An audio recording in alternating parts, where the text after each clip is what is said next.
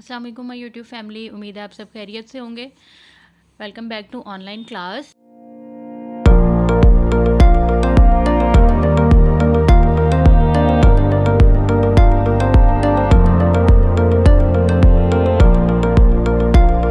आज हम देखेंगे topic acid rain. Acid rain होता क्या है, फिर एसिड रेन के कॉजेज़ क्या होती हैं, फिर बनती किस तरह से है, इसके अंदर रिएक्शन कौन कौन से हो रहे होते हैं, फिर उसके बाद इफ़ेक्ट्स क्या क्या होते हैं एसिड रेन के। हम ये सारी चीज़ें इसके अंदर देखेंगे। फर्स्ट ऑफ ऑल हम देखेंगे एसिड रेन है क्या, ये क्या है इसकी definition. The raising of acid on earth in the form of particles और dissolved in water vapours is called acid rain. जो एसिड्स हैं वो अर्थ पे आ रहे होते हैं in the form of particles और dissolved in water vapours is called acid rain. यानी जो नॉर्मल हमारी रेन हो रही होती है उसके अंदर कोई एसिडिक वेपर्स नहीं होते या एसिडिक पार्टिकल्स नहीं होते, लेकिन जो एसिड रेन होती है इसके अंदर एसिड मिक्स होके हमारी अर्थ के ऊपर आ रहा है और वाटर वेपर्स की फॉर्म में या फिर पार्टिकल्स की फॉर्म में जो है वो ज़मीन पर गिर रहा है, उसे हम क्या कहेंगे, एसिड रेन कहेंगे। अब ये होता क्यों है, इसकी रीज़न क्या है। इसकी रीज़न होती है मेजरली सल्फ़र डाइऑक्साइड और nitrogen dioxide are emitted in air by burning of fossil fuel. अब ये क्या है, दोनों सल्फ़र डाइऑक्साइड और नाइट्रोजन डाइऑक्साइड जब फॉसिल फ्यूल की बर्निंग होती है, फॉसिल फ्यूल की बर्निंग में पेट्रोल, लकड़ी का जलना और ये सब चीज़ें भी इंक्लूड होती हैं। यानी जब भी एयर पोल्यूशन ज़्यादा हो जाएगी, हवा की आलूदगी ज़्यादा हो जाएगी, तो तब क्या होता है कि सल्फ़र डाइऑक्साइड और नाइट्रोजन ऑक्साइड जो है वो एक्सेस में इमिट होना स्टार्ट हो जाते हैं हमारी एयर के अंदर, और फिर जो है वो क्या करते हैं, एसिड रेन का कॉज बनते हैं। अब क्या होता है कि they combine with water vapours and form acid rain. अब ये जो सल्फ़र डाइऑक्साइड और नाइट्रोजन डाइऑक्साइड्स हैं ये बने, और जब फिर क्या होता है कि वाटर वेपर्स जो होते हैं वो इनके साथ मिलते हैं जब बारिश होनी होती है, तो क्या बना देते हैं, नाइट्रिक एसिड और नाइट्रस एसिड। जब सल्फ़र डाइऑक्साइड मिलता है तो सल्फ्यूरिक एसिड और सल्फ्यूरस एसिड मिलके बना देते हैं, और फिर जो है ये इन the form of acid rain हमारी ज़मीन के ऊपर रेन गिरती है और इस रेन को हम कहते हैं एसिड रेन। ठीक है, आपको समझ लगी कि क्या होगा, नाइट्रोजन डाइऑक्साइड और सल्फ़र डाइऑक्साइड वाटर के साथ, वाटर वेपर्स के साथ मिलते हैं, कंबाइन होते हैं। ये कहाँ से इमिट होंगे, बर्निंग ऑफ फॉसिल फ्यूल से। यानी जब हवा के अंदर एयर पोल्यूशन, हवा की आलूदगी बहुत ज़्यादा होगी तो sulphur dioxide, nitrogen dioxide release होंगे और वो क्या करेंगे, वाटर वेपर्स के साथ मिलेंगे और नाइट्रिक एसिड, सल्फ्यूरिक एसिड और ये दूसरे साथ नाइट्रस और सल्फ्यूरस एसिड मिलकर बना देंगे, जो क्या कॉज कर रहे हैं, एसिड रेन का सबब बन रहे हैं। अब इफ़ेक्ट्स क्या क्या हैं इसके। इफ़ेक्ट्स के अंदर इसके आ जाता है कि damages the life in lakes, farms and forest. ज़ाहिर सी बात है, अब एसिड रिलीज़ हो रहा है, एसिड जो है वो हार्मफुल होता है, तो ये फिर लेक्स की यानी जो मेरीन लाइफ है उनको इफ़ेक्ट करता है, फ़िशेज़ को, बाकी इसके अंदर और भी जो सी एनिमल्स होते हैं उन सबको हार्म करेगा। फार्म्स को यानी हमारी जो फसलें हैं उनको तबाह करेगा। ऑब्वियसली अगर ये पत्तों के ऊपर और फील्ड्स के ऊपर गिरेगी एसिड रेन तो उसको भी तबाह कर देगी, और फॉरेस्ट को इसी तरह, जो फॉरेस्ट हैं हमारे उनको भी तबाह करेगी और हमारी ग्रीनरी और ये सारी चीज़ें जो है वो इफ़ेक्ट होंगी, और उससे ऑटोमेटिकली क्या होगा कि हमारा पूरा का पूरा क्लाइमेट चेंज हो जाएगा और वो भी एक डिस्टर्बेंस क्रिएट करेगा हमारे इकोसिस्टम के अंदर, जो कि ऑलरेडी अभी भी एक बहुत बड़ा इशू चल रहा है।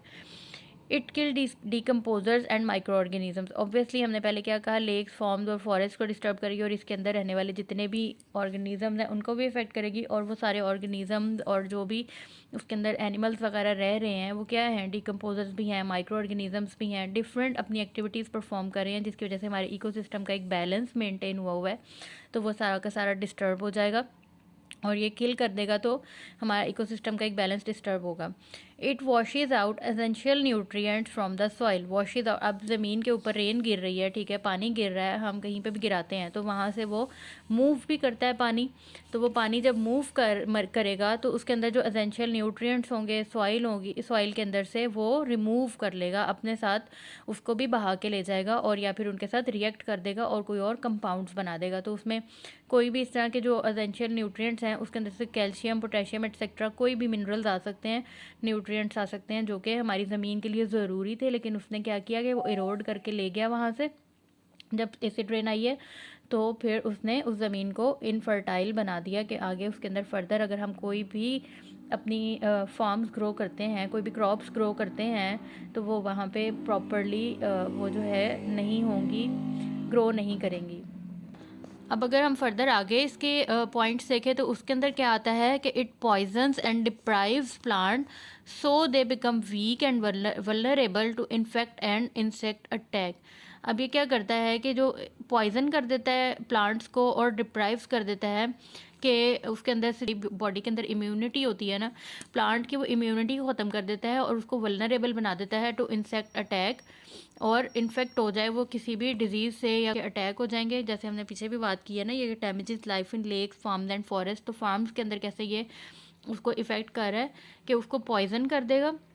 जाहिर सी बात है एसिड हार्मफुल है तो उसको पॉइजन करेगा वो, फिर डिप्राइव कर देगा प्लांट्स को, और so they become weak and vulnerable to infect and insects attack, तो वो वल्नरेबल हो जाएंगे किसी भी डिजीज़ के इन्फेक्शन के लिए और इंसेक्ट के अटैक के लिए। अब जो एक और मेजर इसका इफ़ेक्ट है वो क्या है, stone monuments are being eroded by acid rain. Stone monuments जो हैं, स्टोन मोनूमेंट्स के अंदर क्या क्या चीज़ें इंक्लूड होती हैं, लाइक ताजमहल है तो वो इरोड हो रहा है। इसके अलावा और हमारी इतनी हिस्टोरिकल बिल्डिंग्स हैं जो कि स्टोन से बनी हुई हैं, जिनकी अंदर स्टोन लगा हुआ है, तो वो उसको भी इरोड कर रहा है, ख़त्म कर रहा है। इसको हम क्या कहते हैं, स्टोन कैंसर कहते हैं। स्टोन कैंसर की अक्सर डेफिनेशन पूछ ली जाती है कि स्टोन कैंसर क्या होता है, तो स्टोन कैंसर की हमने डेफिनेशन ऐसे बतानी है कि old buildings of stone erosion bye acid rain is called stone cancer. For example Taj Mahal, Taj Mahal जो है वो स्टोन से बना हुआ है, उसके अंदर स्टोन जो भी लगा हुआ है, तो जब वहाँ पे एसिड रेन होती है या एसिड रेन होगी तो वहाँ पे उसने इसको इफ़ेक्ट किया है और उसके अंदर इरोजन काज की है, उसको ख़राब किया है, उसको कुरेदा है, वहाँ से कुरेद रहा है उस स्टोन को वहाँ से, और वो बिल्डिंग का स्ट्रक्चर ख़राब हो रहा है, तो इसे हम क्या कहते हैं, स्टोन कैंसर। स्टोन कैंसर जो है वो ओल्ड बिल्डिंग की इरोजन है बाय एसिड रेन, उसको हम कहते हैं स्टोन कैंसर। ताजमहल जो है वो इंडिया में है। अब आप लोगों ने ये कमेंट्स में बताना है कि इंडिया में कहाँ पे है ताजमहल। ओके, होप सो आपको टॉपिक की समझ आ गई होगी कि हमने इसके अंदर क्या क्या रीड किया। हमने इसके अंदर देखी डेफिनेशन ऑफ एसिड रेन, फिर उसके बाद हमने देखा कि उसकी कॉजेज़ क्या क्या हैं, और फिर रिएक्शंस देखे हमने कि क्या क्या रिएक्शंस हो रहे हैं अंदर, फिर उसके बाद हमने इसके इफ़ेक्ट्स पढ़े हैं। और अगर आपको एसिड रेन का टॉपिक आता है तो आपने उसके अंदर और इफ़ेक्ट्स के अंदर ही हमने क्या चीज़ देखी है, स्टोन कैंसर, जो कि एक बहुत इंपॉर्टेंट शॉर्ट क्वेश्चन है। तो आपने इसको अच्छे से देखना है, याद रखना है, और इसकी डेफिनेशन वगैरह एग्जांपल हर चीज़ साथ दे के फिर आपने पूरा टॉपिक एक्सप्लेन कर देना है, और ये आपका एक पूरा टॉपिक जो है वो कवर हो जाएगा, एक शॉर्ट क्वेश्चन के लिए भी और एक लॉन्ग क्वेश्चन के लिए भी। अगर आपके अंदर आपसे इसमें से कोई भी एक चीज़ पूछ ली जाती है तो आपने उस चीज़ को अच्छे तरीके से एक्सप्लेन कर देना है, और पूरा टॉपिक आपको यहाँ पे प्रॉपर बता दिया गया सारा का सारा। थैंक यू सो मच, अल्लाह हाफिज़, until next time, remember me in your prayers.